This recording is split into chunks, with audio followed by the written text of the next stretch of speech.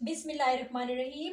अस्सलाम वालेकुम। क्लास 11 आज हम लोग डाइजेशन का पार्ट नंबर 3 करेंगे। ठीक है, डाइजेशन का पार्ट नंबर 1 और पार्ट नंबर 2 मैंने आपको करवा दिया है। पार्ट नंबर 1 में हमने डाइजेशन का जो है वो इंट्रोडक्शन पढ़ा था। पार्ट 2 में हमने ऑरल कैविटी की बात की थी और पार्ट 3 में हम लोग एसोफेगस के बारे में बात करेंगे डिटेल से, एसोफेगस क्या होता है।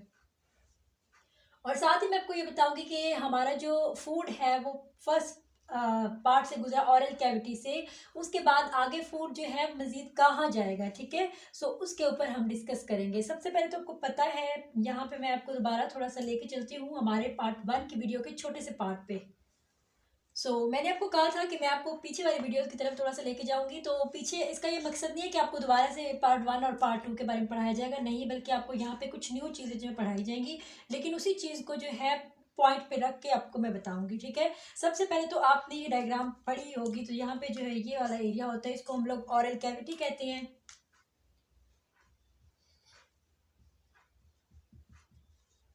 ये हमारे पास ऑरल कैविटी होती है। उसके बाद मैंने आपको बताया था कि ये जो यहाँ पे दो ट्यूब्स यहाँ पे मिलती हैं आके, यानी कि हमारे पास जो एसोफेगस होती है और ट्रैकिया होती है मिलती है आके, तो इस जगह को हम लोग कहते हैं फेरिंक्स।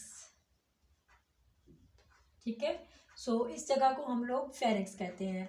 तो फेरिंक्स के बाद जो ये वाली ट्यूब आती है इसको हम लोग एसोफेगस कहते हैं।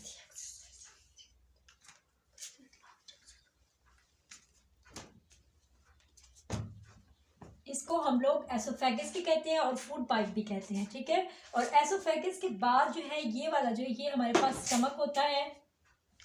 तो जो भी हम फूड खाते हैं, ठीक है, ऑरल कैविटी में जाने के बाद वो हमारे पास एसोफेगस में जाता है। ठीक है, एसोफेगस के बाद यहाँ पे एक गेट लगा होता है, वो ओपन होता है, फिर ये स्टमक के अंदर जाता है। ठीक है, फिर इसी तरह जो हमारे पास स्मॉल इंटेस्टाइन आगे जाती है, यहाँ पे स्टमक के बाद स्मॉल इंटेस्टाइन आती है, आपको पता होगा। तो जब वो स्मॉल इंटेस्टाइन में फूड जाता है तो यहाँ से भी ओपनिंग होती है। ठीक है, उसके बाद जो है वो आगे जाता है। अच्छा, ये जो दो ओपनिंग्स होती है ना ये स्टमक की, तो इनके भी नाम होते हैं। ठीक है, तो ये गेट्स होते हैं, यहाँ पे एक किस्म का गेट कह सकते हैं। ठीक है, तो इन गेट्स के नाम होते हैं। इन गेट्स को हम लोग इस लैंग्वेज में, बायो की लैंग्वेज में, उनको हम कहेंगे स्पिंस्टर। ठीक है, यहाँ पे भी स्पिंस्टर होता है और एक जो है यहाँ पे भी होता है स्पिंस्टर। तो स्पिंस्टर्स के नाम होते हैं। ठीक है, जैसे कि ये जो स्पिंस्टर है इसका नाम है कार्डियक स्पिंस्टर।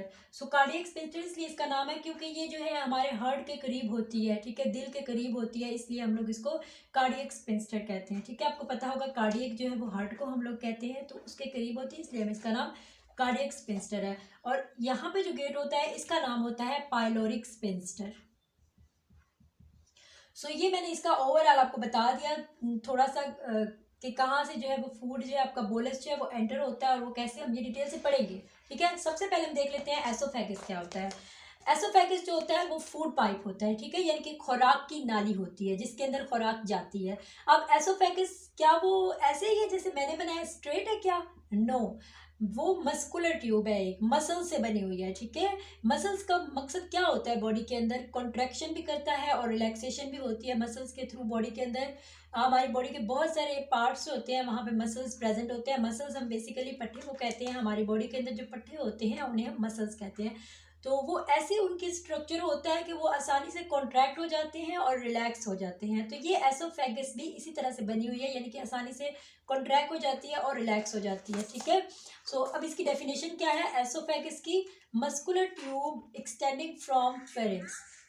मसल्स की ट्यूब होती है जो कि शुरू होती है फेरिक्स से शुरू होती है। ठीक है, एंड एंटर इनटू स्टमक, और वो स्टमक में जाके दाखिल होती है। ठीक है, अब ये जो ट्यूब है क्या ये यहाँ पे आके ख़त्म हो जाती है? तो जी बिल्कुल ऐसा ही है, यहाँ पे ये ख़त्म हो जाती है। सिर्फ ये जो है ये यहाँ पे सिंपल ये एसोफेगस है। ठीक है, फेरिक्स से स्टार्ट होकर स्टमक में एंटर हो जाए, that is oesophagus. And oesophagus is a muscular tube. ठीक है, जब ज़रूरत होती है तो ये कॉन्ट्रैक्ट हो जाती है और जब ज़रूरत होती है ये रिलैक्स हो जाती है। तो ये कैसे होता है? तो ये जब होता है जब हम कुछ खाना खाते हैं तब ये सारा प्रोसेस होता है। तो ये मैं आपको आगे वीडियो में बताऊंगी कि किस तरह से फूड लेते हैं और वो किस तरह से एसोफेगस उसमें रोल प्ले करता है। ठीक है, उसमें हम ये कह सकते हैं कि फंक्शन ऑफ एसोफेगस। यहाँ पे मैं इस पार्ट को आपको बता देती हूँ। ये पार्ट जो है वो आपके माइंड में सवाल आ रहा होगा कि कौन सा है, तो ये हमारे पास होता है इंटेस्टाइन होते हैं, ठीक है।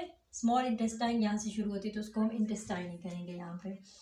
अब हम देख लेते हैं फंक्शन ऑफ एसोफेगस। तो फंक्शन ऑफ एसोफेगस में जाने से पहले मैं यहाँ पे आपको क्लियर करवाना चाहती हूँ कि फूड जो है वो किस तरह से जाता है आपके स्टमक के अंदर और एसोफेगस के थ्रू। सबसे पहले तो हम ले लेते हैं, आप जो भी खाना खाते हैं, ठीक है, आप रोटी का टुकड़ा खाते हैं, वो जब यहाँ पे सलेवरी ग्लैंड्स होते हैं उसके साथ मिलकर एक बोलस तैयार हो जाता है। मैंने आपको बताया था बोलस की शक्ल इख्तियार कर लेता है, ठीक है। अब वो बोलस क्या करता है, मूव होता है इसके अंदर, एसोफेगस के अंदर, ठीक है। तो यहाँ पे मैंने आपको बताया था कि आप समझते हैं कि ग्रेविटी है कोई जिसके थ्रू जो है ये बोलस जो है वो इसके अंदर मूव करता हुआ आगे आगे जाएगा आपके स्टमक के अंदर। क्या वो ग्रेविटी है यहाँ पे? यानी कि ग्रेविटी ये होती है ना कि कोई चीज़ ऊपर से फेंकते हैं, जैसे ग्रेविटी है ज़मीन के अंदर तो वो नीचे जो है वो चली जाती है, ठीक है।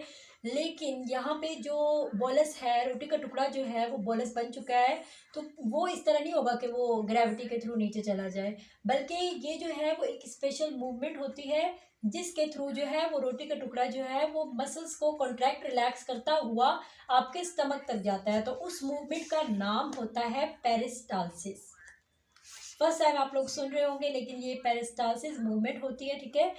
तो पेरिस्टालसिस मूवमेंट की डेफिनेशन भी कोई पूछ सकता है आपसे, तो कह सकते हैं way of the contraction and relaxation which pushes bolus forward, यानी कि जो कि बॉलस को जो है आगे की तरफ मूव करवाता है, ठीक है, उसको हम लोग पेरिस्टालसिस कहते हैं, पेरिस्टालसिस मूवमेंट कहते हैं। फंक्शन ऑफ एसोफेगस का काम क्या होता है? एसोफेगस बेसिकली पैसेज वे होता है, ठीक है। खुराक को आगे ले जाने के लिए इस्तेमाल होता है, उसको हम लोग पैसेज वे कहेंगे।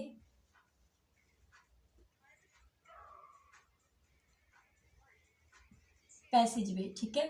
और अब इसका फंक्शन क्या होता है? Food pushed to stomach through peristalsis movement.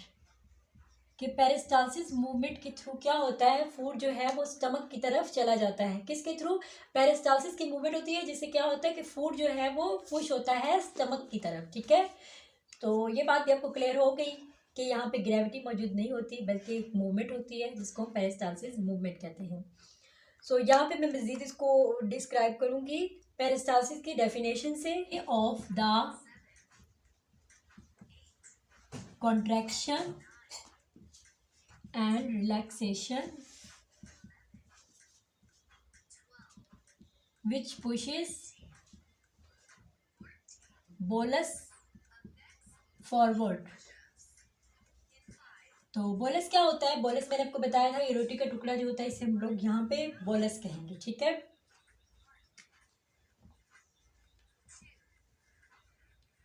Way of the contraction, peristalsis एक ऐसा तरीका होता है जिसमें कॉन्ट्रैक्शन होती है और रिलैक्सेशन होती है, जो कि क्या करती है, बोलस को आगे की तरफ मूव करवाती है, ठीक है। अब जो है पेरिस्टालसिस को मैं मज़ीद आपको एक डायग्राम से बताऊंगी कि पेरिस्टालसिस किस तरह से होती है, ठीक है। उसको जानना बहुत ज़रूरी है, उसके बगैर आपको पेरिस्टालसिस की समझ नहीं आने वाली, तो उसको देखें।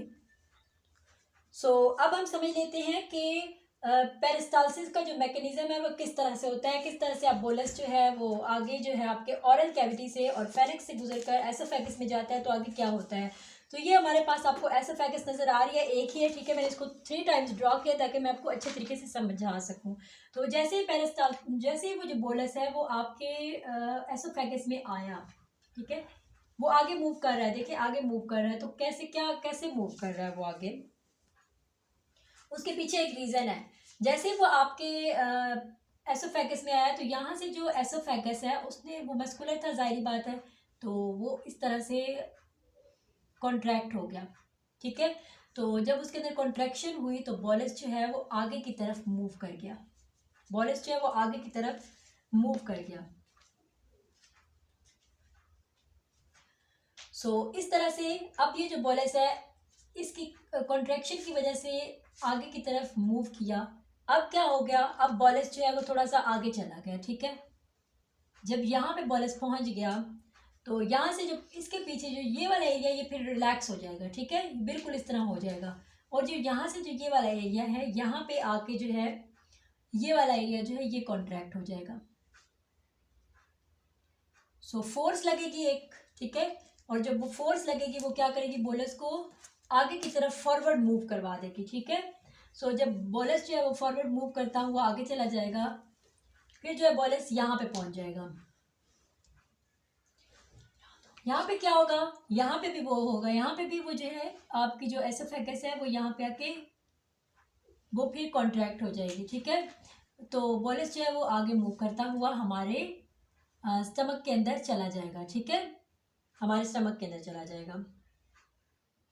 सो आपने यहाँ पे देखा किस तरह से जो पेरिस्टालसिस मूवमेंट होती है, और उस पेरिस्टालसिस मूवमेंट के थ्रू जो बोलस है वो किस तरह से हमारे स्टमक के अंदर जाता है। जाहिर बात है यहाँ पे ये जो मस्कुलर स्ट्रक्चर है इसका, इसकी वजह से जो है बोलस को सपोर्ट मिलती है और वो आगे जाता है। अगर ये बिल्कुल इस तरह सीधा होता है, ठीक है, तो ऐसे बिल्कुल भी नहीं जा सकना था, ठीक है।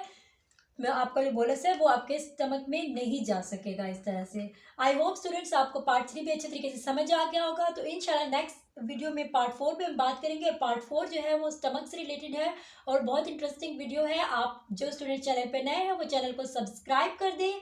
मुझे अपनी दुआओं में याद रखिएगा, अपना बहुत सारा ख्याल रखिएगा। अल्लाह हाफिज़।